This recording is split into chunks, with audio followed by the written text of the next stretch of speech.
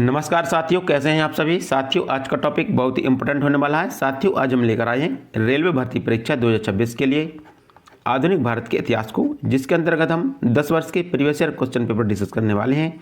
इसके तहत हम 15,000 इंपॉर्टेंट MCQ डिस्कस करेंगे, जो आपकी आगामी परीक्षा railway NTPC, railway group D, railway loco pilot और रेलवे टेक्नीशियन के लिए अति महत्वपूर्ण होंगे। यदि आप किसी भी गवर्नमेंट एग्जाम की तैयारी करते हैं तो ये वीडियो आपके लिए बहुत इंपॉर्टेंट होगा, तो वीडियो के अंत तक बने रहिए। चलिए हम स्टार्ट करते हैं। साथियों, हमारा पहला क्वेश्चन कहता है कि भारत में पहली यात्री रेलगाड़ी कब चली थी। इससे पूछा गया कि भारत में पहली यात्री रेलगाड़ी कब चली थी। इसके ऑप्शन है 1856 में, 1853 में, 1854 में या 1857 में। साथियों, भारत में पहली रेल यात्री गाड़ी है जो लॉर्ड डलहौजी के शासनकाल में चली थी। किसके शासनकाल में? लॉर्ड डलहौजी के शासनकाल में 1853 ईस्वी में चली थी। कब चली थी? 1853 ईस्वी में चली थी। यह रेलगाड़ी मुंबई से थाने के बीच चली थी। कहाँ से कहाँ तक? मुंबई से थाने के बीच चली थी। और यदि आपसे पूछ लिया जाए कि इसने कितनी दूरी तय की थी, तो इसने कुल 34 किलोमीटर की दूरी तय की थी। ठीक है, तो इसका राइट आंसर ऑप्शन बी होगा। हमारा अगला क्वेश्चन कहता है कि बॉम्बे डेक्कन में पहली राजस्व बंदोबस्ती का संचालन किस वर्ष हुआ था। इससे पूछा गया कि बॉम्बे डेक्कन में पहली राजस्व बंदोबस्ती का संचालन किस वर्ष हुआ था। इसका ऑप्शन है 1920 में, 1820 में, 1720 में या 1280 में। तो इसका राइट आंसर होगा 1820 ईस्वी में। ठीक है, बॉम्बे डेक्कन में पहला राजस्व बंदोबस्ती है जो 1820 ईस्वी में लागू किया गया था। इस व्यवस्था को, जो राजस्व व्यवस्था है, इसको हम रैयतवाड़ी व्यवस्था कहते थे। क्या कहते थे? रैयतवाड़ी व्यवस्था कहते थे। तो इसका राइट आंसर ऑप्शन बी होगा। हमारा अगला क्वेश्चन है। साथियों, हमारा अगला क्वेश्चन कहता है कि स्थायी बंदोबस्ती लागू होने के समय वर्धमान के राजा कौन था। इससे पूछा गया कि स्थायी बंदोबस्ती लागू होने के समय वर्धमान का राजा कौन था। इसके ऑप्शन है अबू रे, तेजचंद्र, संगम राय या मेहताब चंद्र। साथियों, स्थायी बंदोबस्त व्यवस्था 1793 ईस्वी में लॉर्ड कॉर्नवालिस के द्वारा शुरू की गई थी। किसके द्वारा? लॉर्ड कॉर्नवालिस के द्वारा शुरू की गई थी। उस समय वर्धमान के राजा तेजचंद राय थे। कौन थे? तेजचंद राय थे। तो इसका राइट आंसर ऑप्शन बी होगा। हमारा अगला क्वेश्चन है। साथियों, हमारा अगला क्वेश्चन कहता है कि स्वतंत्रता प्राप्ति से पूर्व भारत का सर्वप्रथम जूट मिल कहाँ स्थापित किया गया था। इससे पूछा गया कि स्वतंत्रता प्राप्ति से पूर्व भारत का पहला जूट मिल कहाँ स्थापित किया गया था। इसका ऑप्शन है गुजरात, बंगाल, उड़ीसा या महाराष्ट्र। तो इसका राइट आंसर होगा बंगाल। स्वतंत्रता प्राप्ति से पूर्व भारत का पहला जूट मिल बंगाल में स्थापित किया गया था। तो इसका राइट आंसर ऑप्शन बी होगा। हमारा अगला क्वेश्चन है। साथियों, हमारा अगला क्वेश्चन कहता है कि चंपारण सत्याग्रह से पहले चंपारण के किसान पंचकटिया प्रणाली को अपनाते थे, जिसमें 1 बीघा भूमि के 5 कट्टों में किसकी खेती करते थे या कौन सी फसल बोते थे। नील, कपास, गन्ना या जूट। तो इसका राइट आंसर होगा नील। ठीक है, चंपारण सत्याग्रह 1917 ईस्वी में हुआ था। ठीक है, चंपारण सत्याग्रह जो 1917 ईस्वी में हुआ था। यह महात्मा गांधी का पहला सत्याग्रह था। ठीक है, चंपारण सत्याग्रह था, यह महात्मा गांधी का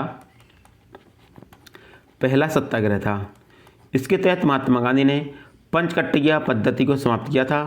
ठीक है, चंपारण सत्याग्रह के तहत महात्मा गांधी ने पंचकट्टिया पद्धति को समाप्त किया था। हमारा अगला क्वेश्चन है। साथियों, हमारा अगला क्वेश्चन कहता है कि वर्तमान के पश्चिमी उत्तर प्रदेश, मध्य प्रदेश और पंजाब के कुछ हिस्सों में 1830 ईस्वी में किसको या कौन सी व्यवस्था शुरू की गई थी। इससे पूछा गया कि वर्तमान के पश्चिमी उत्तर प्रदेश, मध्य प्रदेश, पंजाब के कुछ हिस्सों में 1830 ईस्वी में कौन सी व्यवस्था शुरू की गई थी। इसका ऑप्शन है रैयतवाड़ी व्यवस्था, इजारेदारी व्यवस्था, मालवाड़ी व्यवस्था या स्थायी बंदोबस्त व्यवस्था। तो इसका राइट आंसर होगा मालवाड़ी व्यवस्था। वर्तमान के पश्चिमी उत्तर प्रदेश, मध्य प्रदेश और पंजाब के कुछ हिस्सों में 1830 ईस्वी में मालवाड़ी व्यवस्था शुरू की गई थी और इस व्यवस्था की शुरुआत हॉल्ट मैकेंजी के द्वारा की गई थी। किसके द्वारा? हॉल्ट मैकेंजी के द्वारा की गई थी। हमारा अगला क्वेश्चन है। साथियों हमारा अगला क्वेश्चन कहता है कि रैयतवाड़ी व्यवस्था किस वर्ष में शुरू की गई थी। इससे पूछा गया कि जो रैयतवाड़ी व्यवस्था वो किस वर्ष में शुरू की गई थी। इसका ऑप्शन है 1793 ईस्वी में, 1820 ईस्वी में, 1823 ईस्वी में या 1765 ईस्वी में। तो इसका राइट आंसर होगा 1820 ईस्वी में। रैयतवाड़ी व्यवस्था 1820 ईस्वी में शुरू की गई थी। इसका राइट आंसर ऑप्शन बी होगा। हमारा अगला क्वेश्चन है साथियों हमारा अगला क्वेश्चन कहता है कि रैयतवाड़ी व्यवस्था को कहाँ और मद्रास में शुरू किया गया था। इससे पूछा गया कि जो रैयतवाड़ी व्यवस्था वो कहाँ और मद्रास में शुरू की गई थी। इसका ऑप्शन है बम्बई, पंजाब, कोलकाता या उड़ीसा। तो इसका राइट आंसर होगा बॉम्बे। ठीक है, रैयतवाड़ी व्यवस्था बॉम्बे और मद्रास में शुरू की गई थी। तो इसका राइट आंसर ऑप्शन ए होगा। हमारा अगला क्वेश्चन है साथियों हमारा अगला क्वेश्चन कहता है कि किसने इजारादारी व्यवस्था की शुरुआत की जिसके अनुसार राजस्व एकत्रित करने का अधिकार उच्च बोली लगाने वाले को 5 साल की अवधि के लिए दिया गया था। इससे पूछा गया कि इजारादारी व्यवस्था की शुरुआत किसके द्वारा की गई थी जिसके तहत राजस्व एकत्रित करने का अधिकार उच्च बोली लगाने वाले व्यक्ति को 5 साल की अवधि के लिए दिया जाता था। इसका ऑप्शन है Lord Cornwallis, Warren Hasting, Lord Dalhousie या रॉबर्ट क्लाइव। तो इसका राइट आंसर होगा वारेन हेस्टिंग। वारेन हेस्टिंग ने 1772 ईस्वी में इजारादारी व्यवस्था की शुरुआत की थी जिसके तहत उच्च बोली लगाने वाले को 5 साल के लिए भूमि ठेका पर दी जाती थी। तो इसका राइट आंसर ऑप्शन बी होगा। हमारा अगला क्वेश्चन है साथियों हमारा अगला क्वेश्चन कहता है कि एनी बेसेंट ने बनारस में सेंट्रल हिंदू कॉलेज की स्थापना की जिसे बाद में उन्होंने किसको सौंप दिया था। इससे पूछा गया कि एनी बेसेंट ने बनारस में सेंट्रल हिंदू कॉलेज की स्थापना की थी जिसे बाद में उन्होंने किसको सौंप दिया था। इसके ऑप्शन है ए, बी, सी या डी। तो आपको बताना कि कौन सा ऑप्शन सही होगा। तो एनी बेसेंट ने बनारस में सेंट्रल हिंदू कॉलेज की स्थापना 1898 ईस्वी में की थी। कब की थी? सेंट्रल हिंदू कॉलेज की स्थापना एनी बेसेंट ने 1898 ईस्वी में की थी जिसे बाद में उन्होंने पंडित मदन मोहन मालवीय को सौंप दिया था। ठीक है, पंडित मदन मोहन मालवीय को सौंप दिया था। पंडित मदन मोहन मालवीय ने इसे पुनः 1916 ईस्वी में बनारस हिंदू विश्वविद्यालय के नाम से पुनः संचालित किया था। ठीक है, 1916 ईस्वी में बनारस हिंदू विश्वविद्यालय के नाम से पुनः स्थापित या संचालित किया था। तो इसका राइट आंसर ऑप्शन डी होगा। हमारा अगला क्वेश्चन है साथियों हमारा अगला क्वेश्चन कहता है कि सर विलियम जोन्स द्वारा कलकत्ता में एशियाटिक सोसाइटी का गठन कब किया गया था। इसमें पूछा गया कि सर विलियम जोन्स के द्वारा कलकत्ता में एशियाटिक सोसाइटी का गठन कब किया गया था। इसके ऑप्शन है 1780 में, 1784 में, 1772 में या 1788 में। तो इसका राइट आंसर होगा 1784 ईस्वी में। ठीक है, सर विलियम जोन्स के द्वारा कलकत्ता में 1784 ईस्वी में, ठीक है, एशियाटिक सोसाइटी का गठन किया गया था। तो इसका राइट आंसर ऑप्शन बी होगा।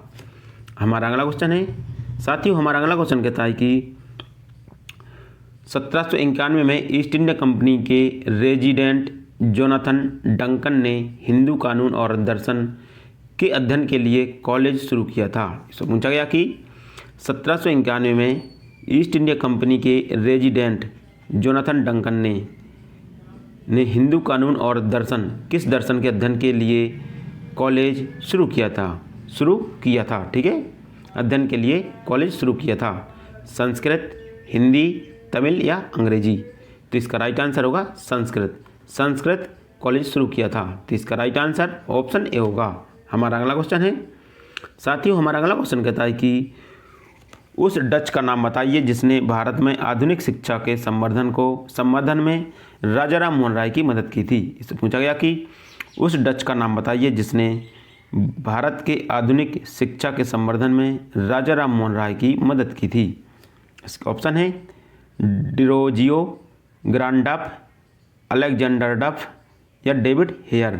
तो इसका राइट आंसर होगा डेविड हेयर। ठीक है, डेविड हेयर ने राजा राम मोहन राय की मदद की थी। तो इसका राइट आंसर ऑप्शन डी होगा। हमारा अगला क्वेश्चन है साथियों हमारा अगला क्वेश्चन कहता है कि वुड के आदेश पत्र वुड डिस्पैच का संबंध निम्नलिखित में से किस सुधार से था। इसे पूछा गया कि वुड डिस्पैच का संबंध है जो किस सुधार से था। रेलवे, उद्योग, शिक्षा या सिंचाई। तो इसका राइट आंसर होगा शिक्षा। जो वुड डिस्पैच है वो शिक्षा के सुधार से संबंधित है। इस वुड डिस्पैच को भारत का मैग्ना कार्टा कहते हैं। क्या कहते हैं? भारत का मैग्ना कार्टा कहते हैं। तो इसका राइट आंसर ऑप्शन सी होगा। हमारा अगला क्वेश्चन है साथियों, हमारा अगला क्वेश्चन कहता है कि मैं अंग्रेजी ईस्ट इंडिया कंपनी ने भारत में एक शिक्षा प्रणाली पेश की जिसे वुड डिस्पैच के नाम से भी जाना जाता है। इससे पूछा गया कि किस वर्ष में अंग्रेज ईस्ट इंडिया कंपनी ने भारत में एक शिक्षा प्रणाली की शुरुआत की जिसे वुड डिस्पैच के नाम से भी जाना जाता है। इसका ऑप्शन है 1858 में, 1856 में, 1854 में या 1852 में। तो इसका राइट आंसर होगा 1854 ईस्वी में। 1854 ईस्वी में ईस्ट इंडिया कंपनी ने भारत में एक शिक्षा प्रणाली की शुरुआत की जिसे वुड डिस्पैच के नाम से जानते हैं। इसका राइट आंसर ऑप्शन सी होगा।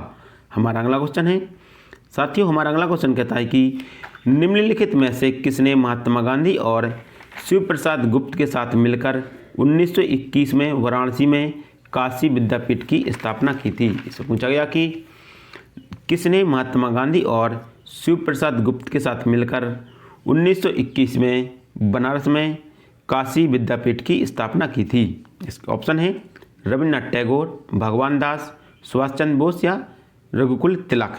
तो इसका राइट आंसर होगा भगवान दास। ठीक है, भगवान दास और महात्मा गांधी और शिव प्रसाद गुप्त के साथ मिलकर 1921 ईस्वी में वाराणसी में काशी विद्यापीठ की स्थापना की थी। इसका राइट आंसर ऑप्शन बी होगा।